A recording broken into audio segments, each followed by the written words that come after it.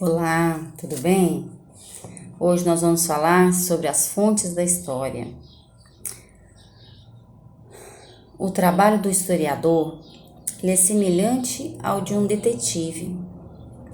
Ao investigar um caso, o detetive ele usa vestígios deixados pelos envolvidos, como por exemplo um fio de cabelo, um brinco, uma lata vazia.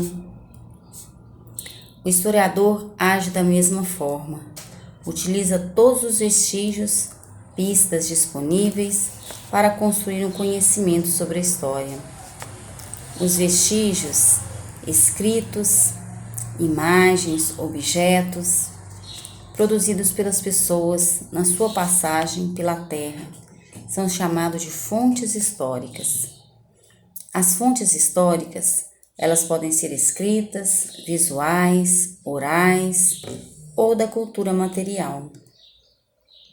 Cédulas de identidade, diários, são exemplos de fontes escritas.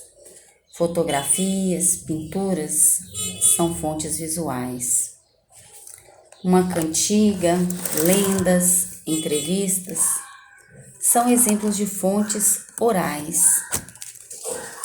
Nas sociedades que não usam a escrita, é quase sempre pelos mais velhos que os mais novos ficam sabendo da história de seu povo. As lembranças dos mais velhos são, portanto, uma fonte para o conhecimento da história. O termo história, ele vem do grego antigo e significa procura, pesquisa. Portanto, para os antigos gregos, historiador é aquele que pesquisa, que investiga, que procura saber. Hoje, história é o nome dado a uma disciplina que estuda os seres humanos no tempo e no espaço.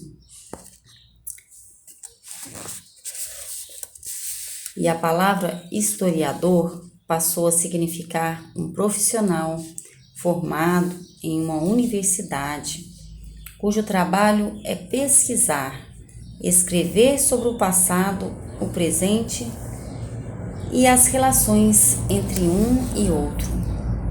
De modo simplificado, o conhecimento histórico ele é construído por meio de alguns passos.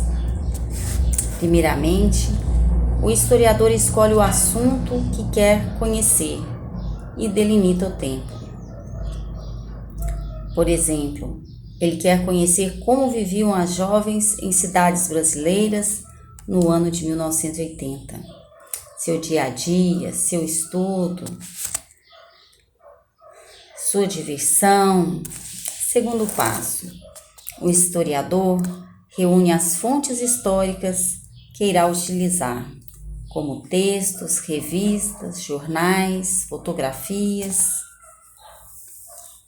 Terceiro passo, ele ouve, vê e organiza esse material todo e verifica as fontes, se as fontes são confiáveis. Quarto passo, usando o método histórico, constrói a sua interpretação sobre como viviam as adolescentes brasileiras em 1980. Ao final do trabalho, o historiador não constrói uma verdade completa e absoluta, mas sim uma versão da história, que pode ser criticada ou superada por novas pesquisas. Para construir um conhecimento sobre determinado povo ou episódio, o historiador ele necessita de saber elaborar, precisa de um saber elaborado pelos profissionais de outras áreas, como os geólogos, os arqueólogos.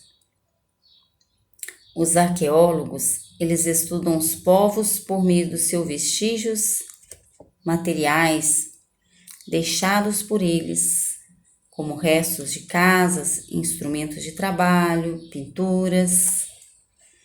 o pedaço de um machado de pedra, escavado por um arqueólogo. Ele é examinado em um laboratório e pode nos contar sobre a idade daquela pedra e o modo de vida do povo que utilizou aquele machado. Vasos, potes, jarros estão entre os achados mais comuns nas escavações arqueológicas. Porém, são poucos os que são encontrados inteiros. Assim, incorporando os saberes acumulados por outros estudiosos, o historiador ele vai aumentando seu conhecimento sobre os seres humanos e sua trajetória ao longo do tempo. Quem faz a história? A história não é feita apenas por grandes personagens, como reis, generais, presidentes, mas por todos nós, isto é, por pessoas como eu e você. Assim, pode-se dizer que você e eu,